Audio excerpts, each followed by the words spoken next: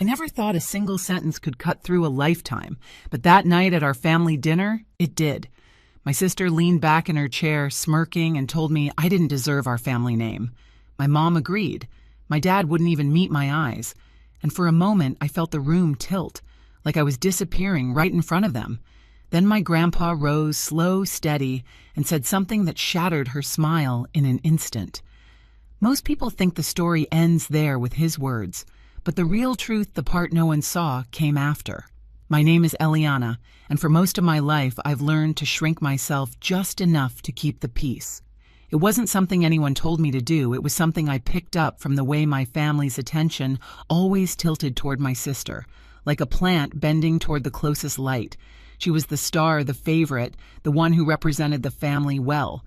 I was the quiet one, the steady one, the one who blended into the background while everyone else sparkled. At work, I'm a project coordinator, the kind of job where being organized and calm actually means something. People there appreciate me. They ask for my input. They trust me to make decisions. But in my parents' house, those same qualities somehow make me forgettable. I've stopped counting how many times my mom told me, "You're too sensitive," right after praising my sister for speaking her mind. Or how often my dad brushed off my small achievements, graduating early, getting promoted like they were polite footnotes to my sister's louder, flashier milestones. Still, I kept trying. Not to impress them, but because something inside me still hoped they'd see me the way Grandpa does. He's always been different. He talks to me like I matter. He listens without interrupting. When I was little, he'd say things like, "A family name doesn't make you worthy. Your character does." I didn't fully understand it then. Now I think he was trying to prepare me for something I'd eventually have to face. The dinner we were invited to was supposed to be a holiday gathering, nothing dramatic. My mom messaged in the family group chat with a list of dishes and a cheerful, "Everyone be on time," but the tone felt too rehearsed, too formal. My sister replied with a string of bragging updates about some award she'd gotten at work, something I knew would dominate the night. My dad sent his usual thumbs-up reaction. I stared at the screen for a while before replying that I'd be there. All week, little things started stacking up. My sister dropping hints about future responsibilities in the family, my mom making comments about how some people weren't pulling their weight, cousins texting me asking if I'd heard the news about Grandpa wanting to name someone in charge of part of the family legacy. No one said it directly, but I could hear the assumption behind every sentence they thought it would be her. I tried to brush it off. I told myself it didn't matter, that I wouldn't let old patterns ruin another holiday. But on the drive to my parents' house, the sky looked heavy, like it knew something I didn't.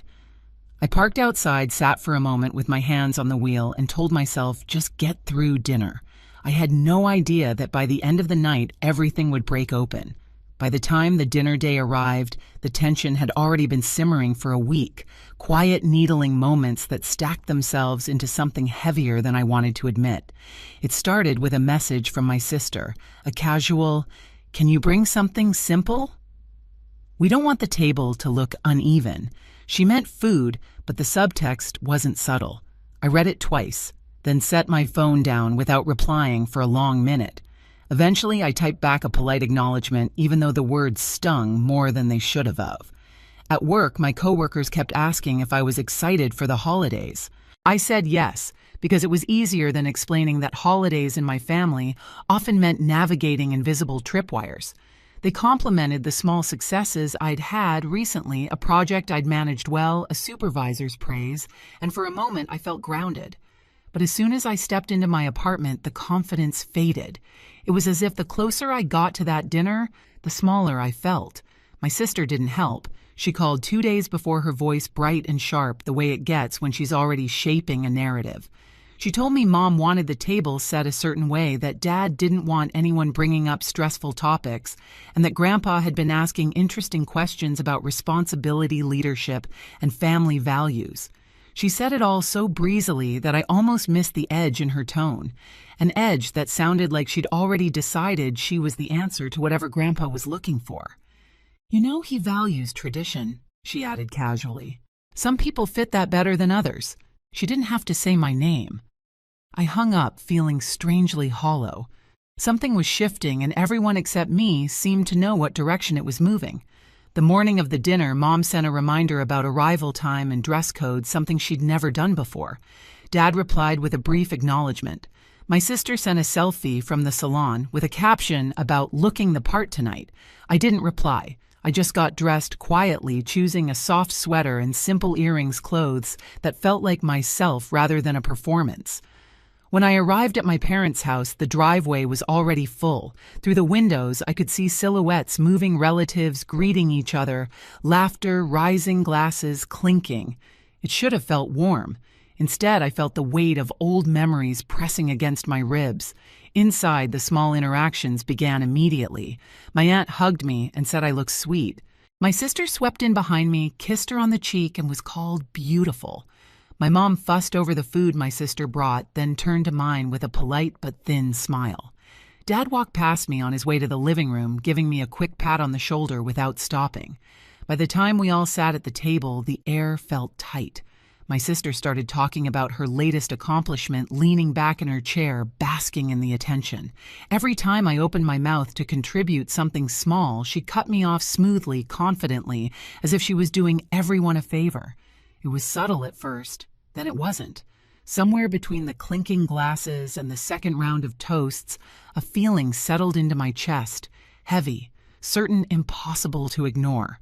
Something was coming, and I wouldn't be able to stop it. The moment I sat down at the table, I felt it, the shift. Conversations dimmed, glances sharpened, and the kind of brittle politeness that only appears when people are waiting for something to happen settled over the room. Candlelight flickered against the holiday decorations, throwing soft shadows across the faces around me. It all looked warm, almost picturesque, but underneath it was the hum of tension I'd grown up recognizing. Dinner began innocently enough. My cousins chatted about work and travel, my uncles debated football, my aunts passed dishes back and forth, but every time I tried to join in, my sister slid her voice right over mine. She didn't even try to hide it. She'd tilt her head, smile sweetly, and speak louder, effortlessly, redirecting attention back to herself. At first I told myself I was imagining it. I tried again, asked a question, added a small comment.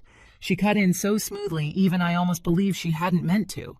But her eyes flicked to mine with that familiar spark, the one that said she knew exactly what she was doing. Mom was no help. She was glowing, practically bursting with pride over my sister's latest achievement. She's always been such a natural leader, she announced to the table, lifting her glass. Some people are just born to carry the family forward. Her gaze slid past me like I wasn't even sitting there. Dad didn't say much. He just kept adjusting his silverware, taking sips of water, pretending not to notice the growing imbalance, pretending he didn't hear the way my sister dismissed me with every opportunity. His silence felt louder than any words. As the meal went on, the energy shifted from subtle to sharp.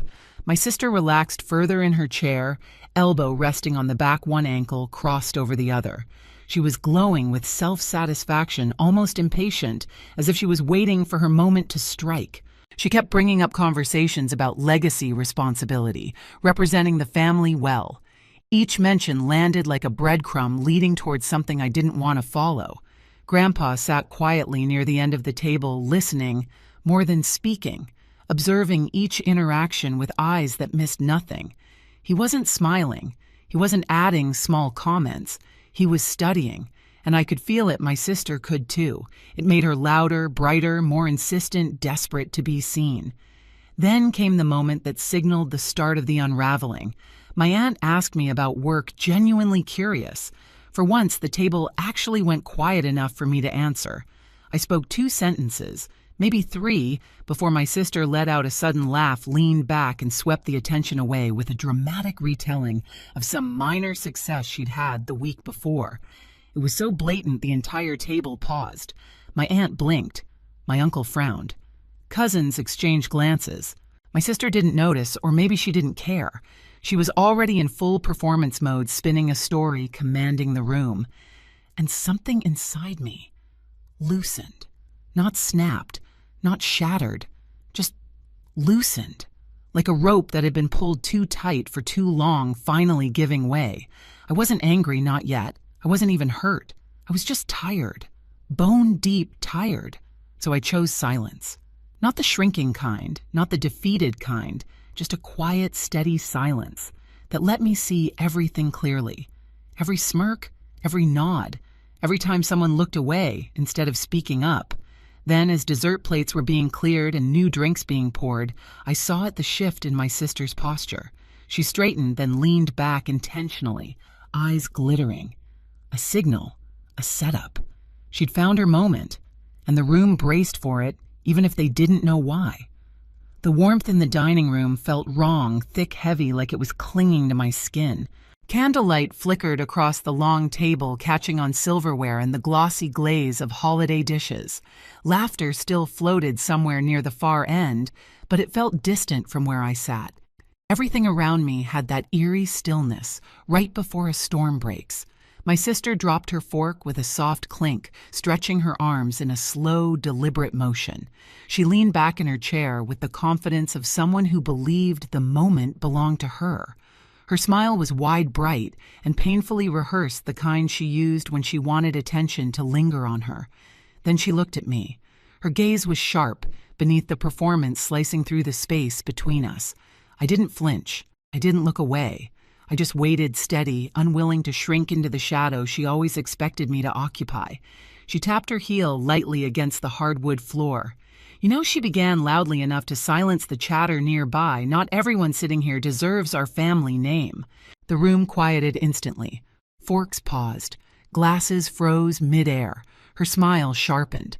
Some people, she continued, just exist in this family without contributing anything meaningful. They hide behind being quiet, hoping that makes them special. Her eyes glinted. Really, it just makes them forgettable. A hum filled my ears, not sound but pressure, the kind that wraps around your ribs and squeezes. Mom nodded quickly, firmly, as if she had been waiting for someone to say it aloud. She didn't look at me. She didn't need to. Her nod was enough. Dad didn't say a word. Instead, he stared hard at the tablecloth thumbs rubbing the folded edge of his napkin. That tiny movement hit me harder than the words. Silence wasn't neutral. It was abandonment. My sister kept smiling, glowing even. I'm just telling the truth, Ellie. The nickname landed like a slap. You're not worthy of our name. It should have shattered me. But instead, something inside me strangely quieted. My breath didn't hitch. My eyes didn't burn. I just stilled. Like the blow had struck somewhere already numb from years of smaller ones. Relatives shifted uncomfortably. One aunt whispered to another. A cousin looked at me with something like apology, but none of them said anything. And then everything shifted, subtle but unmistakable. All attention pulled toward the opposite end of the table. Grandpa. He hadn't spoken all night, had barely moved, barely reacted. He sat with a calm so deep it was almost unsettling. For a moment I thought maybe he'd let it go. Maybe he'd decided to stay quiet to avoid disrupting the holiday. But then he lifted his glass just a few inches, just enough for everyone to notice. He looked into the liquid for a long second, then set the glass down with a slow, deliberate tap. The sound echoed.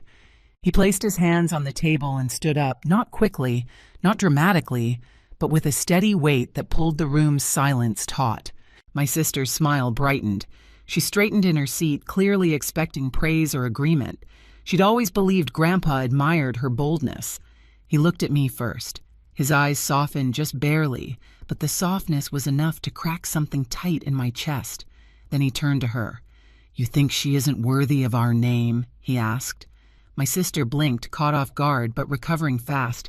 "I'm just being honest. We all know she hasn't exactly—" He raised one hand, barely a gesture, but it silenced her instantly.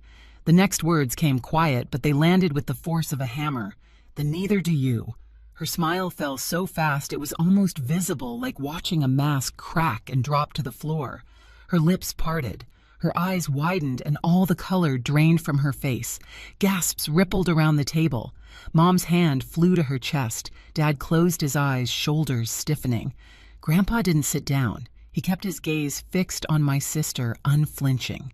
For months, he said, I've been watching, listening, trying to understand who should guide this family's legacy when I'm gone. A heavy silence followed. Everyone knew what legacy implied, but no one dared interrupt. He continued, voice steady, calm, devastating. "And tonight you showed me everything I needed to know." My sister shook her head, barely audible. "You don't understand. I understand perfectly," he said. "You've mistaken arrogance for strength, entitlement for leadership, cruelty for confidence." Her breath caught. She blinked rapidly, as if fighting tears she refused to let fall. Mom finally found her voice. "Dad, she didn't mean—" He cut her off with a gentle firmness. "But she did, and you nodded." And he gestured toward Dad, looked away. Dad wilted into his chair. Grandpa turned back to me. "Eliana," he said, "you have carried yourself with grace in a family that has not always shown you the same. You listen. You steady yourself. You stand on character. That is what makes someone worthy of a name, not volume, not vanity." My throat tightened, but not with pain, with something else, something like being seen for the first time. My sister whispered, "This isn't fair." But the words hovered weakly, lacking the conviction they once carried. Grandpa looked at her one last time. "Fairness," he said softly, "is finally catching up." He sat down, and the room, already silent, fell into a deeper stillness, one that felt like the end of a storm no one had realized they'd been trapped in. Across the table, my sister's eyes shimmered with the dawning understanding that something had shifted permanently, irrevocably. Her whole body seemed smaller now, curled inward, no longer basking in the power she thought she owned. And for the first time in my life, I didn't feel invisible at that table. I felt undeniable. When the dinner finally ended, people moved quietly, as if afraid any sudden sound might shatter what was left of the night. My sister slipped away down the hallway, shoulder trembling, no trace of the confidence she'd worn all evening. My mom followed her, whispering frantically. My dad lingered by the sink, pretending to rinse a plate he'd already washed. Grandpa touched my arm gently. "Come with me," he said. We stepped outside into the cool night air. The backyard was dim, lit only by a strand of old holiday lights my dad never bothered to take down. For a moment, neither of us spoke. The silence was softer than the one inside, less painful, more grounding. I meant every word he said, finally. "I've watched you carry yourself with dignity your whole life, even when they didn't see it, especially then." I swallowed hard. "I always wondered if you noticed." "I noticed," he said, "and tonight only confirmed what I already knew. You're the one I trust with what comes next. The legacy, the decisions, the responsibility. You've earned all of it." It wasn't the inheritance itself that hit me. It was the recognition, the one thing I'd quietly hoped for since childhood. Through the window, I saw my sister's silhouette, her head bowed, her smile gone. I knew I'd remember that moment forever. "Ready to go inside?" Grandpa asked. For the first time that night, I nodded without hesitation. I drove home that night with the kind of quiet I'd never felt before, not empty, not sad, just settled. For years, I thought I had to earn a place in my own family by being small, careful, agreeable.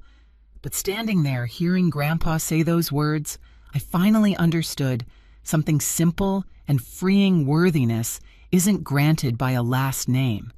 It's revealed by how you live. I don't know what will happen between us moving forward. Families don't break and mend in a single evening. But I do know this. I walked out of that house carrying my name differently. If you've ever felt unseen in your own family, tell me your story in the comments. And subscribe if you want more stories like this.